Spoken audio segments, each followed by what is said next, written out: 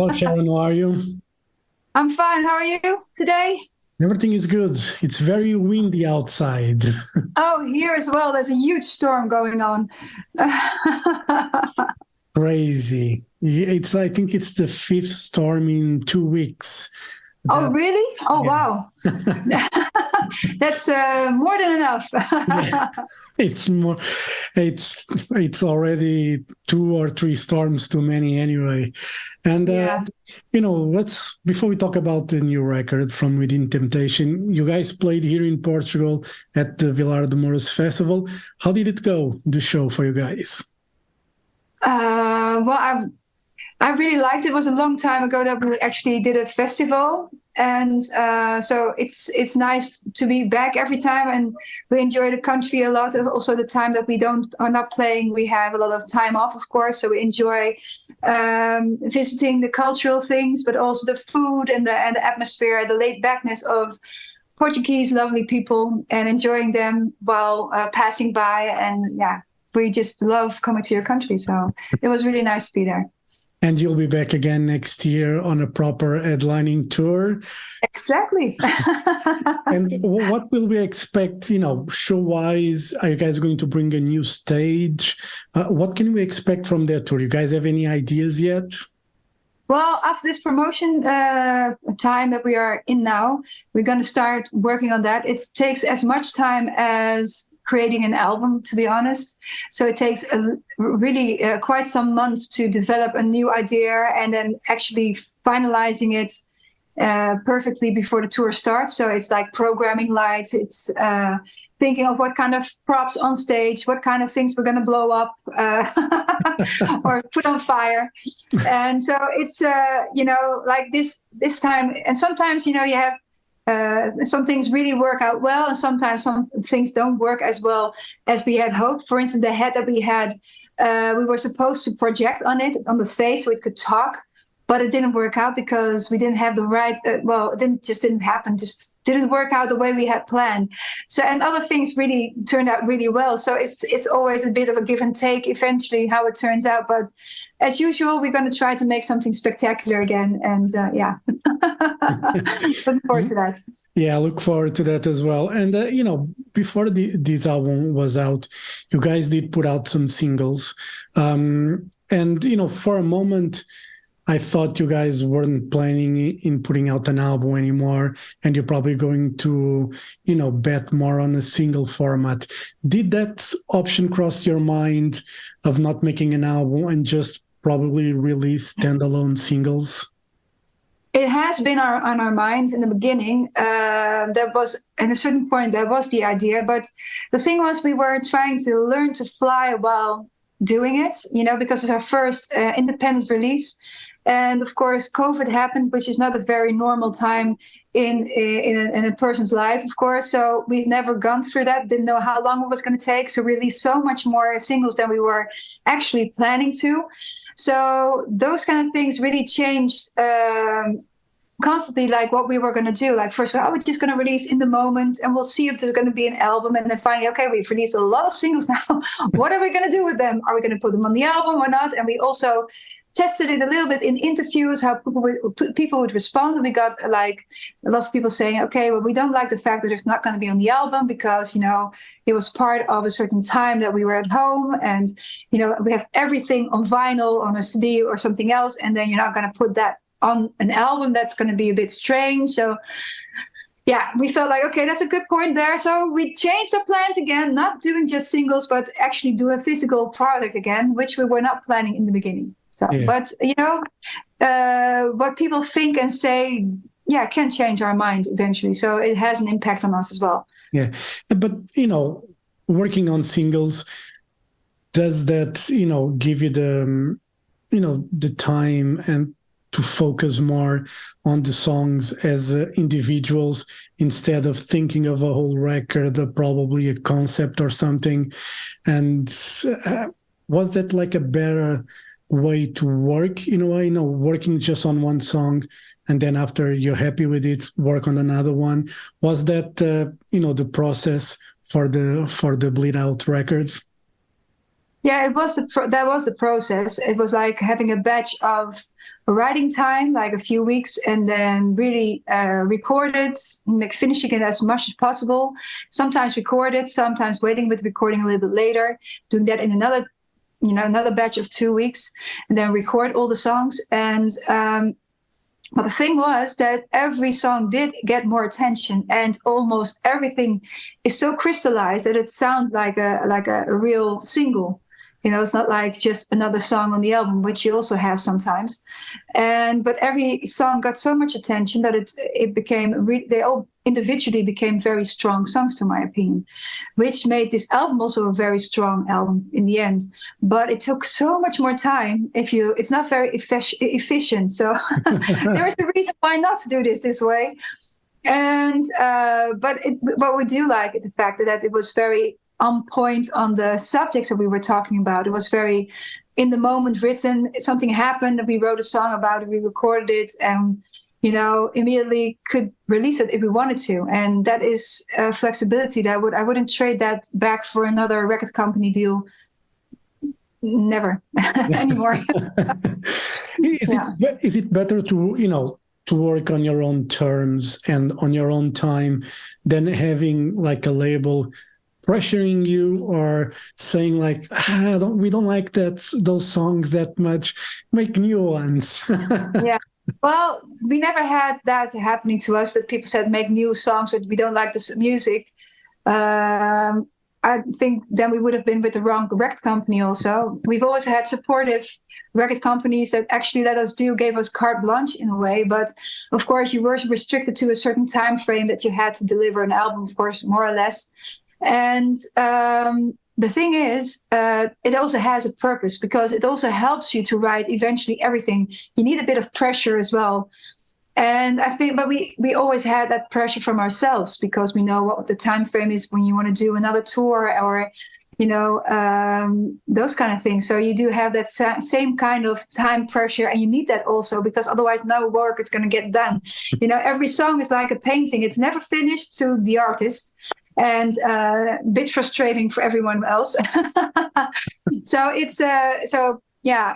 will always have that pressure as well, but then from yourself, of course. And but the good thing about it is, like, with a record deal, we would never have had the opportunity to release more singles during COVID, I guess. And that gave us the liberty to do it really the way we wanted to, and continue actually with delivering music to fans that were at home and actually really needed something else, something to look forward to. And for us, the same thing, of course. I think I would have gone nuts not having to have the promotion and writing process and thinking of new ideas. Yeah. But having that liberty gives like a room to experiment. Did you guys took advantage of that as well musically? There's no pressure. It's just a single. Let's try new stuff. Does that cross the mind when you guys were making music, like to broaden the horizons a bit? I mean, you guys have done that plenty and in a very good way. But was, another possibility to try new creative ideas for the music? You mean because of the fact that we're now independent, that we had more room for? Well, no, because also that was something, we've always been a strange kind of band to a lot of record companies, and I think also maybe music media or in radio, especially, and I guess most media people, which is true, of course, because we constantly change. We were not like, okay, this is one concept and we're going to just make this kind of music, and we we didn't stick to that. We just wanted to evolve every time. And for an outsider, we probably are still doing the same thing when we started, because they have no idea what the band is about. But when you followed us throughout the years, if you compare the first and the latest album, of course there's similarities, but there's also a major difference. You wouldn't think that it's the same band almost, although we do have crossovers like that. Bind us is the fact that we love heavy guitars, and when we love beautiful melody lines. We grew up in the 80s, and we love 80s music, and it's infiltrated in our DNA. It's in our DNA to make melodies always. We'll never be the heaviest band around, never. But we do love heavy guitars, and yeah, so it's a combination of two worlds that I think know to combine really well, I guess. And I think you can hear that on the first album and the latest one, although they're very different from each other. Yeah. Do you think that there is still room for Within Temptation to evolve musically? Do you think that's still possible? There are, normally there's boundaries you cannot cross. Normally. Yeah. Normally. Normally. But you guys have crossed quite a few for the hardcore fans and everything. Like from the first couple of records, they probably listen to the new album and they're probably like, "Oh, what's happening with the band?" I think it sounds great, and I like when a band evolves and challenge themselves musically. But you still think there room for improvement always for Within Temptation? I do think so. I think, the last few songs that we've written for this album, we've discovered a different way of writing guitar lines, detuning even more so, like with, for instance, Bleed Out, the song Bleed Out, and Go to War. The song Bleed Out, for instance, was written on a keyboard on the keyboard with a guitar plug-in. Crazy ideas were made on that and sent to the boys in the band. It's like, okay, make this work, Robert said. And then they called Daniel and our producer, like, it's not going to work like this, but can I make this out of it? And then because it's not possible to have my hands everywhere, guys. And then finally coming up with the guitar line that it is nowadays. And so everybody participated in their own way and also evolved in their own time and way in this process. So that was really nice to see. And so we got to a different sound because of new technology in a way as well. And it gave me more space to make different kind of melody lines as well. So that does really help. And I see more because we only recently discovered these technical new things that we can do. I think that's a doorway to a lot of more new ideas, hopefully. So I'm looking forward to do that, actually. Yeah. And, obviously the war in the Ukraine was, inspiration. And, little did we know, like a year ago when the war started, that we'd have another war in our hands at the moment. And, when I think about, what's happening in the world, I just think of Mother Earth, the Within Temptation record, and just thinking about why cannot this be as peaceful as it was years ago, Yeah. And it's crazy. And these wars obviously are an inspiration, but would be better if we didn't have them and write about other stuff. Yeah. Well, unfortunately, of course, the latest one, of course, it started again, or was always there, but a bit out of the public or maybe the media, is of course Israel and what happens in Gaza. That has been going on for such a long time, of course. And but I agree, it's very sad to see the turn it has taken again, and the many loss of lives and innocent people mostly. It's like what can you say about it? It's such a extreme time. Everywhere there seems fire on earth, it's like with Russia and the Ukraine, and then the Middle East again, and of course the threat of China. You have of course this North Korea, South Korea. It's so many things happening everywhere, and a lot of the developments also in South America again, with drug wars and those kind of things. It's like there's no sane world, so insane country almost. Yeah. And even also in different ways, also America, like how that is evolving now with the elections, what's going to happen. I'm holding, I really hope for the best for that in that country as well, because, it's like it can really, it only needs a spark to really, explode everything. Yeah. It's like, it feels like everything has become tougher and more heavy. Yeah. And without reason. Yeah.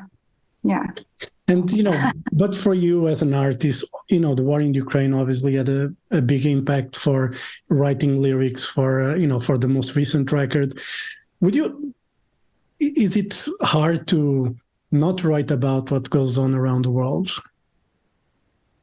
Well, for a lot of years, we could, of course, we were interested in what happened in the world, and we did talk about it, but in a more metaphorical way. Like the Sea of Fools is about politics, actually, which was on Mother Earth as well. And of course, wars are from every time. Like throughout time there were wars, and even in time that we were experiencing a lot of peace in our in the West. Yeah. But nowadays, why the invasion of the Ukraine made such an impact on us was because that's Europe. Yeah. And we all have to fight our own war, I guess, in a way. And I think bringing it into Europe with a superpower as Russia is a different kind of cookie, a different kind of, cookie is too light for the word, but it's more like it's a different kind of, it's a Dutch expression. It's from a different magnitude. Yeah. And some other wars that we had within Europe as well, of course. We, of course, had Sarajevo, which was extremely heavy and intense in Kosovo. And, that was a bad page in history as well, of course. But Russia is like a superpower. Invading a sovereign country like Ukraine is a little bit from a different magnitude, because that has a huge impact on the whole of Europe eventually, because it destabilizes everything. Looking at certain countries in Europe that are pro-Russian, like Hungary, and there's more countries, and now there's elections coming up also in my country. And the election that we just happened recently in Poland, which was like a 50-50 kind of outcome, but also resulted positively in the way that the PIS is not able to run the country anymore, apparently how it looks now, which is a right-wing party as well, which was supporting the Ukraine in the beginning, and afterwards not anymore because of the grain, the deal that was there. So it's there's so many things happening in a short time that you can see that things are shifting and polarizing in Europe as well, and it's very dangerous because we are living in freedom, and I don't think we value that enough when we say we should not support the Ukraine anymore, because they are, if they lose and there's another country that's going to be under the regime of Russia, it's going to change a lot of things for us in Europe as well. It's going to maybe shift. It's Russia has been in so many interfering with so many elections, like the Brexit, apparently with the American elections. They're trying to destabilize everything. And it's very dangerous if we don't see that. And for that reason only already we should support the Ukraine, but also because they attacked a sovereign country, which should not be attacked and should always get support. Yeah, and if they succeed, hopefully they won't, opens the door, God knows for what. There'll be, I don't know. It's very complicated, because if can win that, we have to be careful, because they could just go all the way, go back Poland and, start. All the countries that used to be at the Soviet Union, and they're not, they are probably looking very, a bit. I think they are afraid that that's going to happen. Of course, if they win in Ukraine, they won't stop there. That's what he has said already. Like, they have a huge army; they can continue this for many, many years. That's the issue, and I remember that everything started a few years ago when we had the migrant crisis that led to the rise of extreme parties going to power in certain countries. And, we were so, like, there was like smoke and mirrors. We were so blinded by that we didn't realize what was happening behind the scenes. Yeah, exactly. And now we have that in Portugal with the, extreme right party, getting a lot of deputies in parliament. And it's worrying because they say things that people think, oh, they're right, but their agenda is not that. No, exactly. They just try to frighten you. Yeah. Yeah. And totally. people fall for it, and it's ridiculous. Anyway, and let's talk about the record, because I love the album. Sorry. Because I love the music. And Shed My Skin, you guys invited Anissa Kai for the song. How did the collaboration came about? Because you guys do like to do collaborations and, get younger bands and other artists that people are not thinking about. All of a sudden you're working with them. What was the idea behind it? Well, it was the first song that had some metalcore influences that we had used for our music. And we are not a metalcore band, of course, but we wrote the song and then thinking, okay, maybe we should do a collaboration, because then it makes more sense that we're doing this. So the transition is not that big for a lot of our fans. And we love listening to metalcore bands, and they're one of our favorite bands. So we contacted them. They were the first on our list. And they immediately said yes. So we know the band, we know the invitation. So that was nice to have them knowing us as well. So we grew up with you guys. Okay, now I'm really feeling old. Okay, and no, but they were very nice and so grounded, so down to earth, really sweet people. And we met up a lot of times after that. They collaborated with us on stage during the Summer Breeze Festival in Germany, and also one of the other shows that we did with the Worlds Collide Tour. They also came on stage playing the song. Yeah, it's fun. It's a very energetic band, so talented. They make their own videos. They do so much themselves. The singer is also the producer. It's like, oh my God, what don't they do themselves? It's like inspirational. And yeah, so really glad to see them taking really off at the moment also, just having another great album out, and that's looking forward to see them more everywhere. Yeah, and it's good to see a band like Within Temptation not being afraid to give a nod to younger bands and saying that you're inspired by them, because a lot of bands in your place, in your category, so to say, they wouldn't dare to say that a younger band influence the music or anything like that. How dare say that? But it's cool that you guys do that. You're not afraid of saying as it is. No, you know what it is? I think we all get inspired by each other. There is nobody who's not inspired by something else what was already there. And so it's better to call it, to empower everybody instead of not mentioning it and say, yeah, it was my own idea. I've never done this before, but so yeah, of course you all get inspired. And I think it's a very logical thing also that you get inspired by it. And especially for us, it's new blood, it's new ideas, it's new sounds, it's everything, It's like, yeah, love it.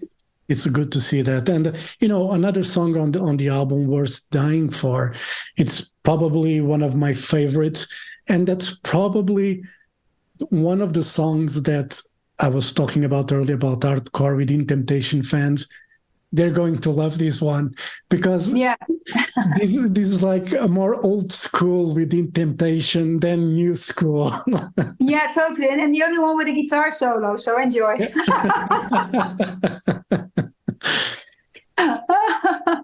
What was the thought behind Worth Dying For? Well, it was a very traditional Within Temptation song, and but the melody line really touched immediately to us, because we had the first line immediately, like, when it's worth dying for. Us, okay, that line really hits hard. Also, it's like, what is worth dying for? And then you come back to politics again and to elections, and okay, it's the next generation. It's the ones you love, the ones you want to protect. You want to leave a world behind that is hopefully better than the one that is today. So it's inspirational, been inspirational, because it's for us, because that sentence made the whole song for us. And it's a combination of old and new, like the better days of the past when we had more peace in the world. But of course, like we said before as well, there's always been a war somewhere. And but for every generation and every country and everybody on this planet Earth, which is all connected to each other, the thing worth dying for is your blood, is your family, is the ones you love, friends. Yeah. And thinking about that, if Within Temptation came to an end today, would you be happy with the legacy that you would have left the band with? What kind of legacy we want to leave behind? Difficult question.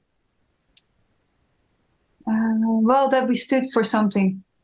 That we was not just only the music, but through music, make people talk, debate, love.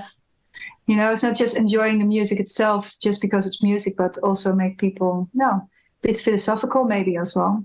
Yeah, I hope that's the legacy we leave behind. I hope it will live many more years after this. Well, I think because I hope we'll keep on making records as well, and so I hope that this won't just be, but in the future even. I think that's important. I think you want to leave something meaningful behind that will be for all times, and that's just make people think, love, and think about tomorrow. Do your kids enjoy the music you make? Sometimes, and sometimes they don't. It's like, especially when you're working on something, my God, how many times do we have to listen to this? Sorry, go to your room. But no, they're also very proud, because I also said to my son, because I was away this year a lot, and I said, what if I would stop? What if I because I was a bit fed up with everything and traveling and everything. And he said, Mom, but I'm really proud of what you guys are doing. I really love the music, and I'm, who has a mom who does this, or a dad who makes music?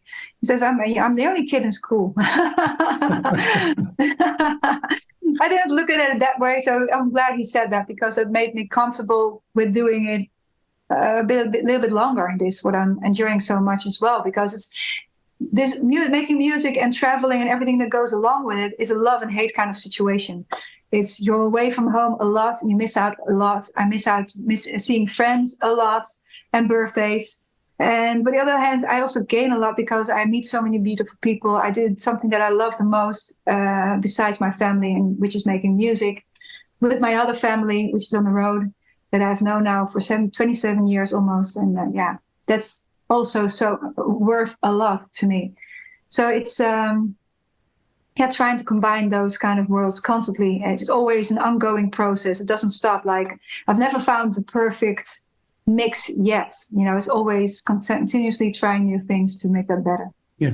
Is it easier to travel these days than it were in the beginning, or it's a bit more difficult now that you have a family and kids? Is it more difficult for you to be away on the road?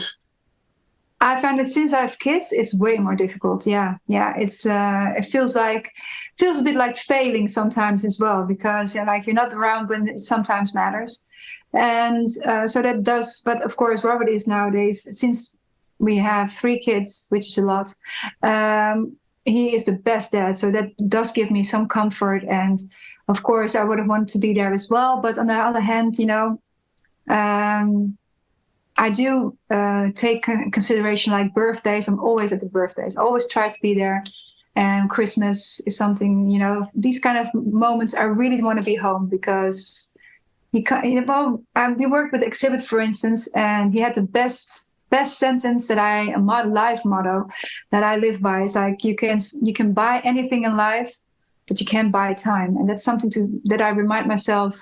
I might tattoo that on my arm one day, because it's so important to remember. Yeah. Sometimes we forget that being with the people that we like, it's most precious time we can have.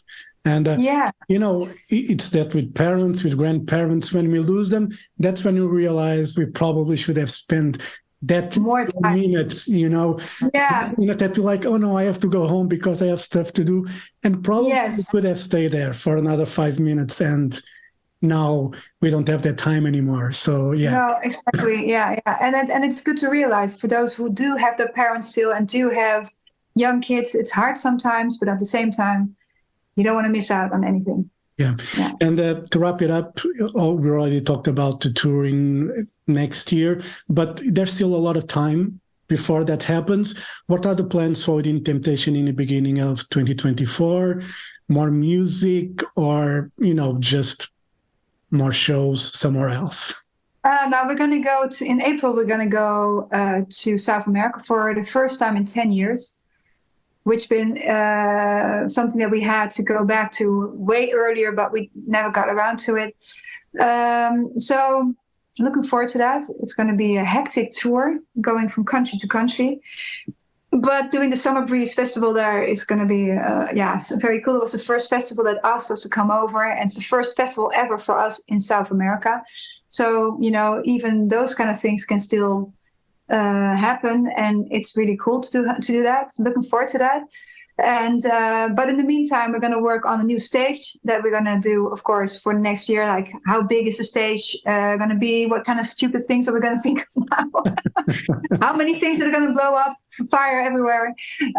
Something spectacular again, of course. It needs to be spectacular because that's what we love. And looking forward to do that. So, but that is a very creative process as well, and takes a lot of months to finalize that. So can't wait to start. I'm going to do that as soon as possible when we end this time of promotion, which is next week. And besides that, hopefully we'll have some time in between to write some new stuff as well.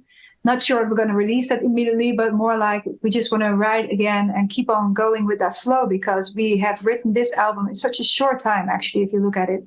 I think just 2 months or something, the whole album was written, if you would cut it up in time-wise writing process. And that's really short, to be honest, and another 2 months to record it. But yeah, with all the COVID and all the touring and everything, it did take, of course, again, quite some years to release a physical album again. Yeah, every time we promise that we're going to do this better next time, but, you know, we'll try again. Right. Sharon, thank you very much for your time. All the best for it out. And I'll see you next year in Lisbon. All right. Thank you very much. Love to see you then. Thank you. Bye-bye. Bye-bye. Bye.